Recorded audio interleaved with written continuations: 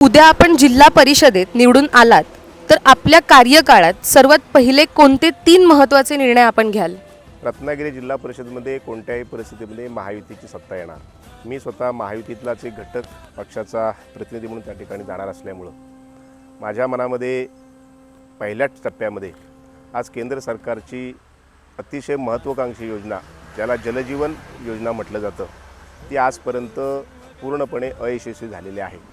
त्याच्यामध्ये असणारे विपोल्स आहे, त्याच्यामध्ये असणाऱ्या ज्या अडचणी आहेत त्या बाजूला करून हर घर हर जल अशा प्रकारची जी आदरणीय मोदी साहेबांची संकल्पना आहे ती संपूर्णपणे 100% यशस्वी करणं हा माझ्या दृष्टीनं पहिला टप्पा असेल. दुसऱ्या टप्प्यामध्ये आज ग्रामीण भागामध्ये सर्व विद्यार्थी शहराकडे वळलेले आहेत, त्यांचे पालक शहराकडे वळलेले आहेत, शाळा ओस पडल्या आहेत. अशा वेळेला इथल्या शिक्षकांच्या काही अडचणी आहेत, काही विद्यार्थ्यांच्या अडचणी आहेत, या दोघांमध्ये समन्वय साधून जिल्हा परिषदेची शिक्षण व्यवस्था अतिशय चांगल्या दर्जाची कशी होईल, इथला विद्यार्थी गावामध्ये कसा शिकेल आणि शासनाच्या खर्चातून कसा शिकेल याच्याबद्दल काही काम करणं अत्यावश्यक आहे असं माझं म्हणणं आहे.